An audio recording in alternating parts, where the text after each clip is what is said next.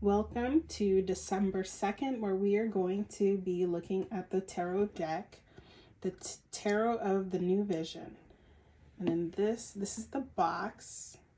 On the back it says, "What mysteries hide behind the throne of the High Priestess? Who follows the chariot of the victor? What is the fool looking at on the edge of the cliff?" Tarot of the New Vision. The Tarot of the New Vision offers a unique point of view. Enter inside the image and invert the perspective, discovering what has been concealed until now. View the world through the eyes of the tarot's characters and reveal the secrets hidden in the places unexplored up until now of the Arcana. New Vision corresponds to a greater spiritual understanding of the teachings concealed in the initiatory path of the cards. A powerful tarot deck and a complete in-depth companion book for beginners and experts alike. This is definitely one of the bigger card deck boxes. Here is the guidebook. You can tell by the creases I've started reading, but there is so much information. I have not quite finished. The cards just sit right in here and the guidebook sits on top. Let's go ahead and start flipping through it. Here we started off with the Fool, and it looks like he's looking off into a volcano in this card deck. The dog is right in front of him, and it looks like he's not that far down.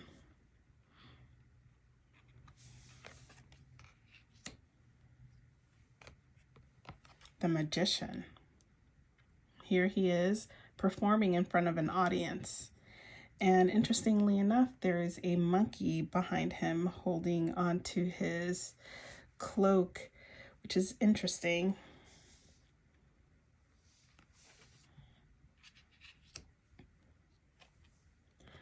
The High Priestess. Here we have an owl, which is usually an animal that is depicted with the High Priestess, but this is different. We have two acolytes standing behind the pillars, which we often see with the Hierophant. And the curtain isn't quite completely up, but it seems that she is looking onto the ocean because the water is at her feet.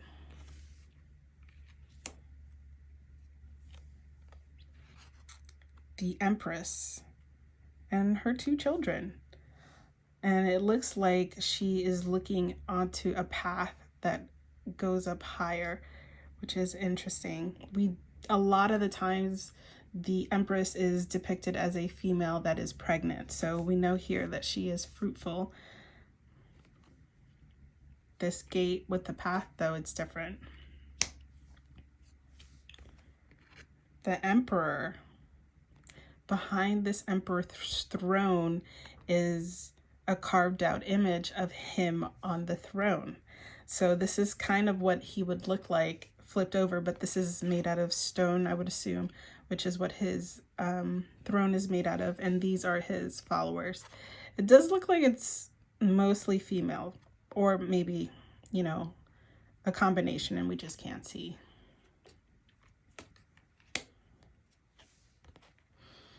And here is the Hierophant, which this image right here behind a throne is what we usually see in the Rider-Waite's. And here are the acolytes. One is holding a snake and one is holding a dove.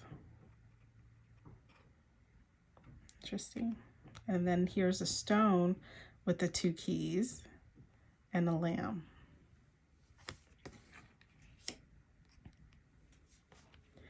The Lover's cards. We see the back of the two people with the back of the angel as well. What's interesting is if you look down here, they are looking onto all the animals.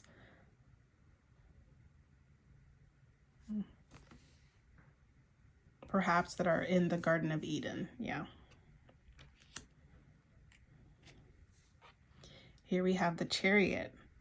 And we know that the Chariot is being pulled by the Sphinx, but here we have two people that could be slaves, and one of them is looking at the card holder, which is interesting. Are these people cheering and praising the charioteer?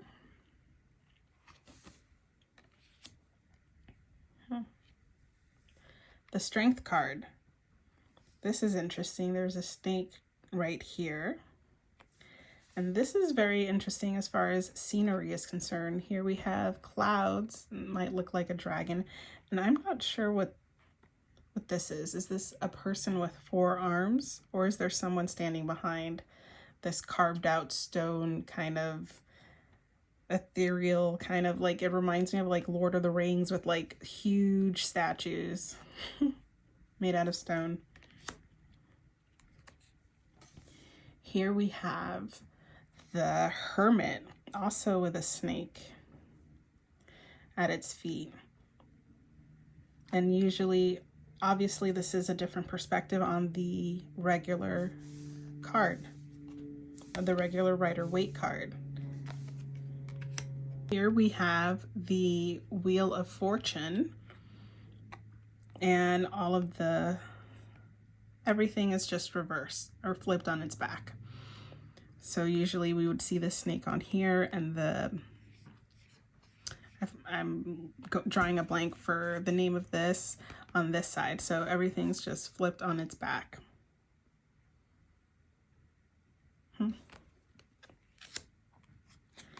Justice. This is interesting. So in this, here is a sword and a scale. Here we have 2 females and a baby. I'm not sure if this is a biblical story or just an old fable, but there was a story of these 2 women who claim that this child is theirs, and the solution that the ruling person said to cut the baby in half in order for both women to have the baby. But it was believed that the female that said no, she could have the baby, was in fact the actual mother, because no mother would actually want their child to die over whether or not, over mistaken identity. But I'm not sure, because I did not get to this point in the guide, but that's the feeling I get from this depiction. The Hanged Man. Now the Hanged Man usually looks so serene, but here it looks like his arms are tied versus it being by choice. And although the glow of enlightenment is still there, these people are chastising the person on this tree. And I wouldn't assume that was the case because they just look so calm. Interesting. Death. Here we have, is Death looking off into the distance?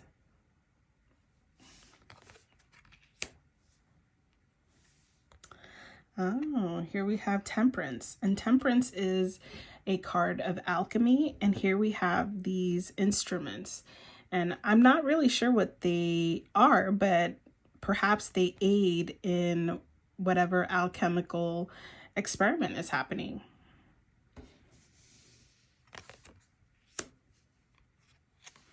The Devil. So it looks like, although there are demons and other things, it could be a black background. I'm not sure because I've had so many decks, but it seems like there's also demons and flames in front of these 2 characters.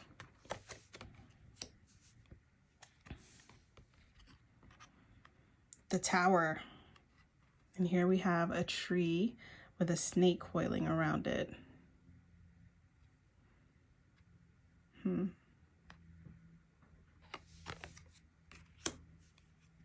The Star.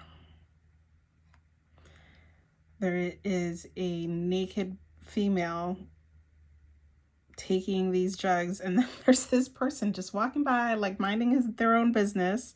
But there's also this torch here, which has the shape, or perhaps is throwing off the shadow of illumination. There's a lot going on there. Very pretty. The moon. So interesting. Here's a person in the water with a weapon that is unsheathed. And then this is very interesting with the flying in a row from one tower to the next. The Sun card.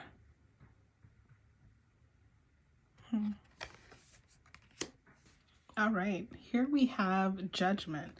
And this is very interesting to me because it seems to me like these people have color. And in a lot of the Rider-Waite, some people have coloring like their skin color, but some of them are also gray. And here we see these black birds swooping down and these white birds swooping up. Interesting. The World. Here we have the fixed signs, and they're facing,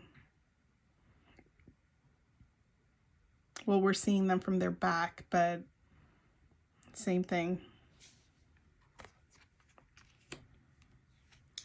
The Ace of Chalices, or the Ace of Cups. This is very sweet. There's a depiction of children playing in the water. And because we're looking at this from the back, we see the back of the head of this symbol, and then the characters are reversed. And then we have two doves. The Three of Cups. This is interesting, the Four of Cups. Now in the Four of Cups, it looks like the person who's receiving this is not interested in the cup. But if you see a flying horse in the distance, you might be distracted by that and not this. So it could give a different interpretation and a different take on the Four of Cups. The Five of Cups. Here we have the Three Cups spilt over and the Two Cups, but in this picture there are two people also walking away. And in the regular Rider-Waite, you would think this person is alone and I don't want to say sulking, but being melancholy on their own. But this could be these people threw down the cups, and that's why he's looking the way that he is. There's a lot more that can be interpreted with this card. The Six of Cups. This is one of nostalgia, and over here these look like ghosts. They don't look like actual people standing there, but is this a depiction of these two in the future, or is this a depiction of family members? I guess that's up to the person interpreting the spread. Here we have the Seven of Cups. And this person looks black on the regular Rider-Waite because we're looking at it flipped over. And so there's like a shadow cast here. But here we have two people.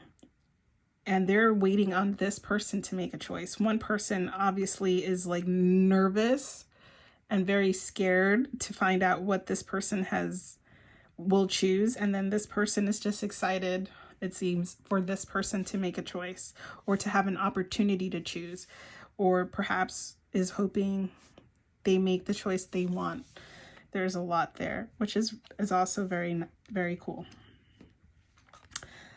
8 Cups.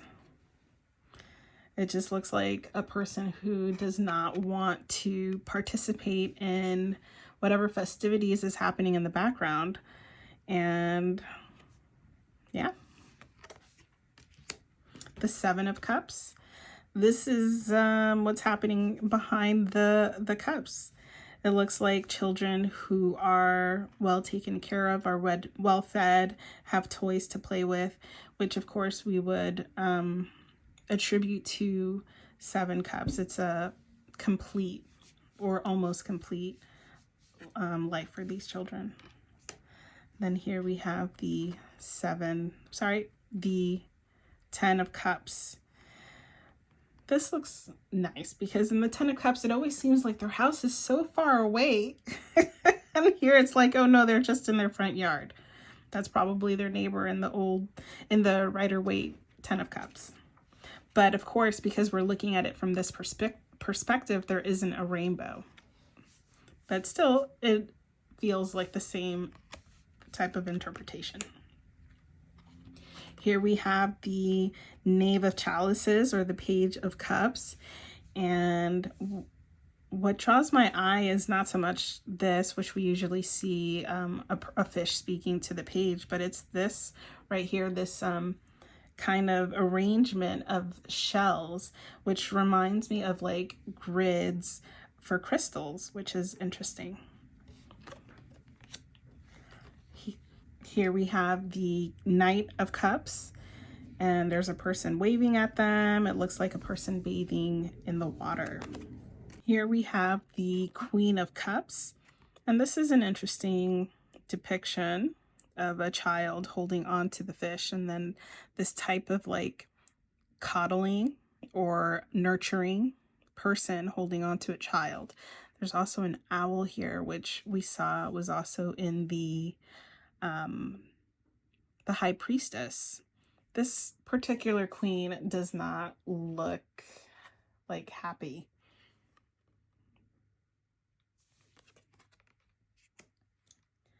The King of Cups. Whoa, look at that. Now, does that look like Noah's Ark, or like what is illustrated typically of Noah's Ark? That's interesting. And then here we have tools for, like there's a compass for travel possibly, and then interesting.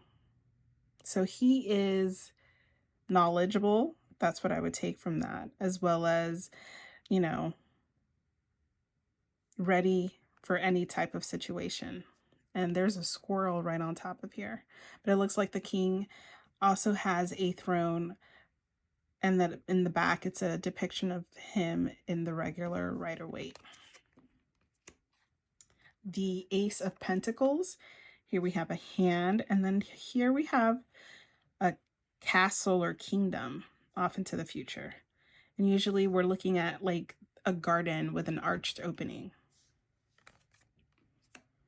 Ooh, the Two of Pentacles. There's a crow in the air, and then there's sheep. So interesting, because these are super contrasting types of animals, air and land. And then he's juggling pentacles. Interesting. There's usually water in the background of this card. The Three of Coins. Collaboration. Interesting, here we see a wagon with people, I'm assuming, in it, obviously. The Four of Pentacles. Now this is interesting because it seems extremely like he's doing something inappropriate, or it looks like he's hiding something, or does not want the people behind him to see what he has, which is of course kind of coincides with the meaning of the Four of Pentacles, which is very miserly.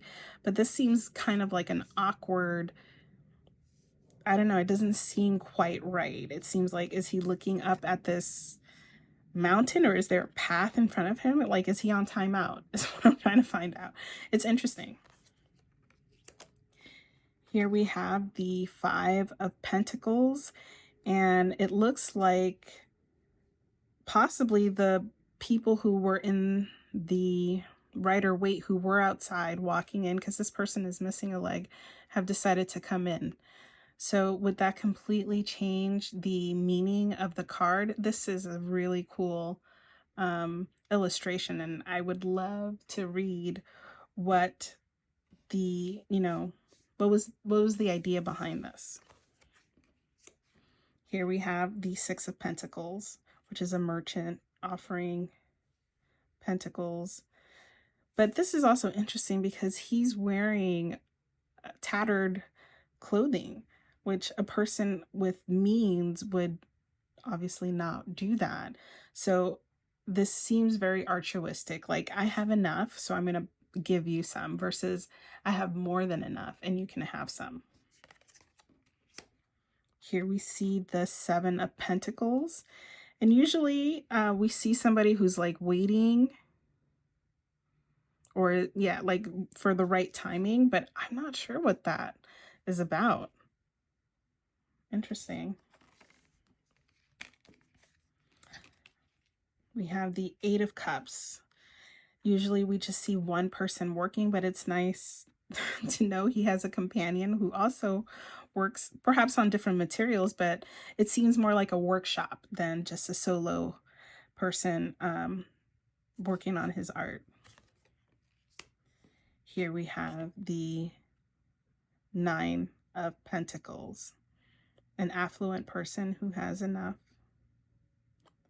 And what's interesting for me, like what I just got, is that like here we have the city and this person is in an orchard, which to me would kind of feel like more suburban versus inner city, which a lot of people do think that suburbia is a people of more affluent. That doesn't necessarily have to be true. That's just one perspective. Here we have the Ten of Pentacles, and same archway, just looking at it from a different point of view. It's very lovely. It's a whole family together. Here we have the Page of Pentacles. This is a very pretty archway. It seems very scholarly.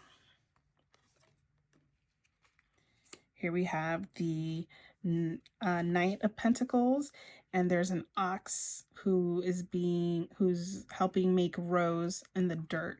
And I think with the whole earth sign and the very agricultural type slow but steady messaging is just still here.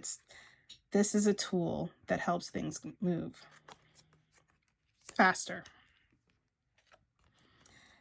Here we have the Queen of Pentacles. This is interesting. There is a female with a bag of money just handing out a bunch of money to people. And here we see the Queen holding on to the pentacle.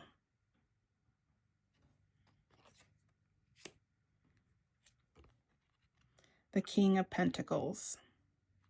People are reaping. And here we have a drawn picture of the king. Oh, this is cool. The man versus bull and the king wings. This is a type of bird. I forget what it's called, but to me it looks like the bird that's in the star card. I'm not sure if that means anything, and I'm not sure what this is either.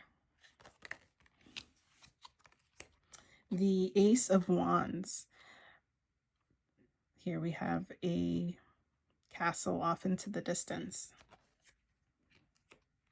The Two of Wands. Ooh, this is interesting. There's a gesture sitting down looking defeated. Like perhaps he couldn't change this person's mind.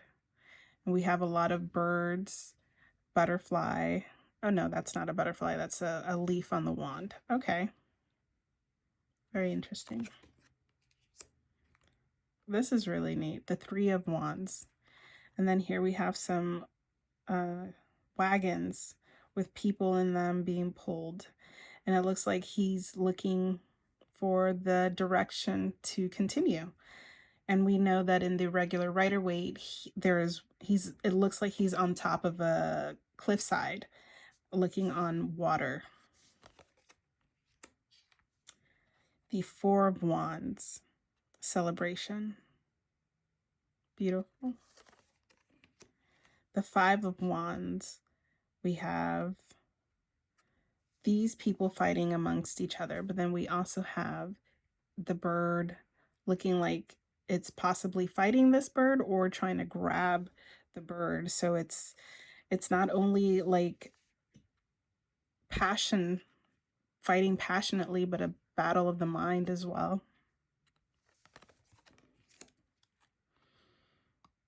Here we have the Six of Wands, victory. Is this dove? Was this dove in the cage? And then it's being let out, freedom, victory. The Seven of Wands. Here we see the people that this person is fighting with.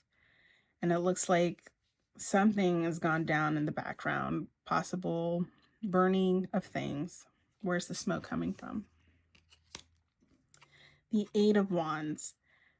I have no idea what this angel is. We do see, typically the Eight of Wands is one of the rare cards that does not have any people depicted in it. But here we have a woman handing something to a man, and then an angel holding on to what looks like an arrow. Interesting. The Nine of Wands. This person is usually looking sad and beat up, but he looks like he is ready to fight.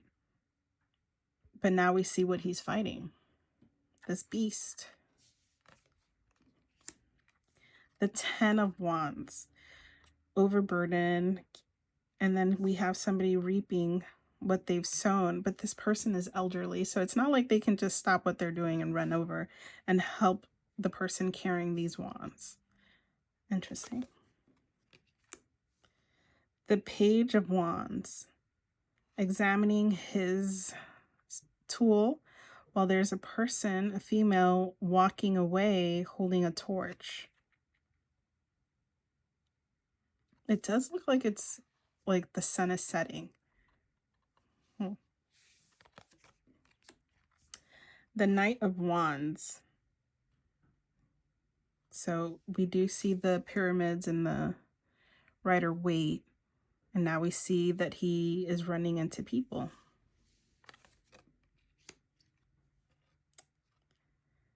The Queen of Wands.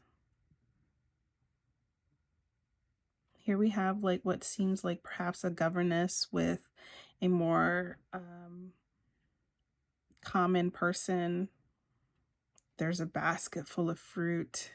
Now this is happening behind the queen, so I'm sure she's aware of it.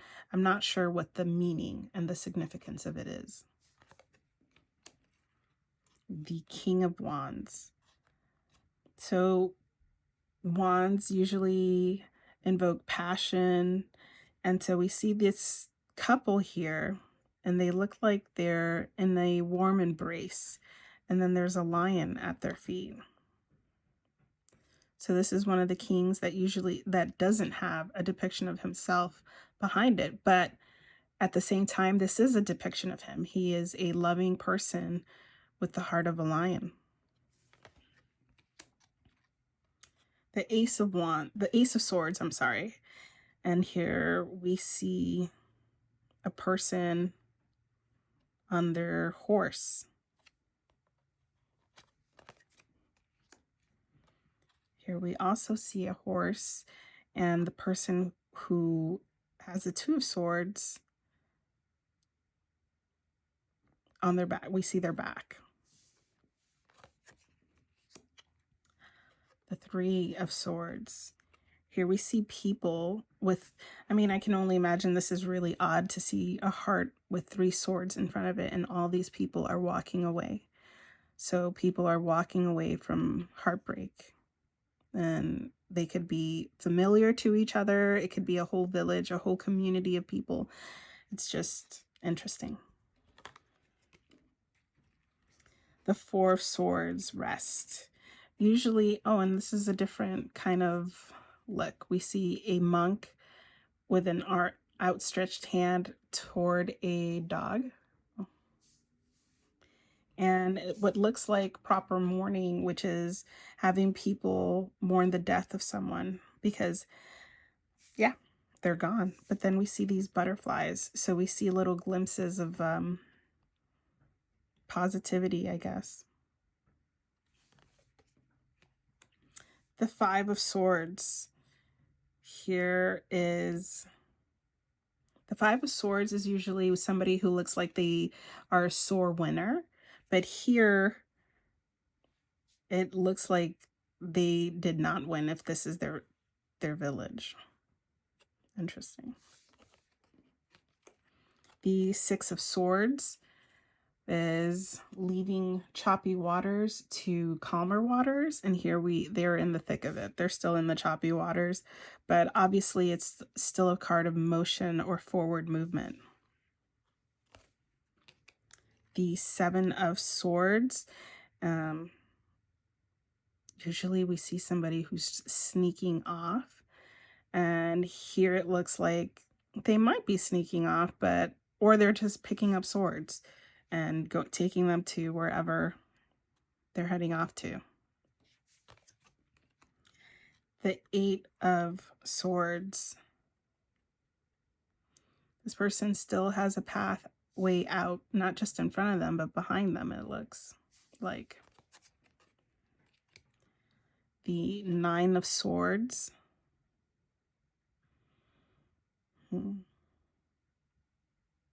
This is the wall, and we're looking through what would be a transparent wall. Yeah, I would be scared too.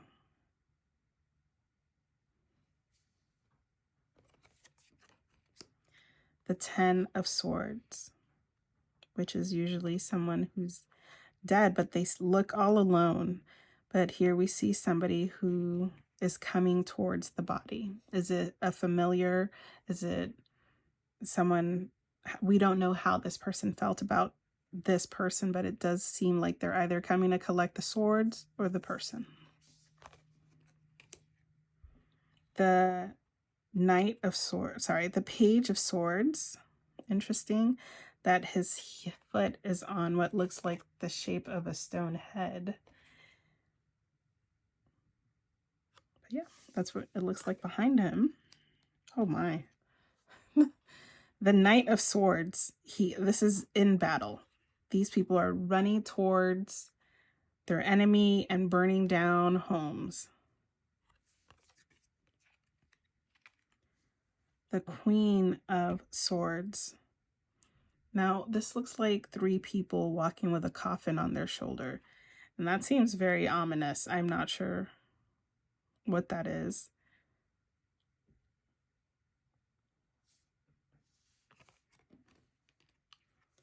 And then lastly, here we have the King of Swords with a female and a male in front of them, and then what looks like a baby by itself with a sword lying on the ground. Interesting. This is a very cool deck.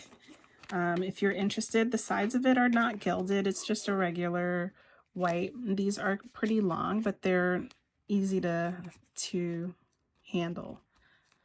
I hope you like December 2nd's card deck flip through, and if you're interested, stay tuned because there should be another one tomorrow. And thank you for watching.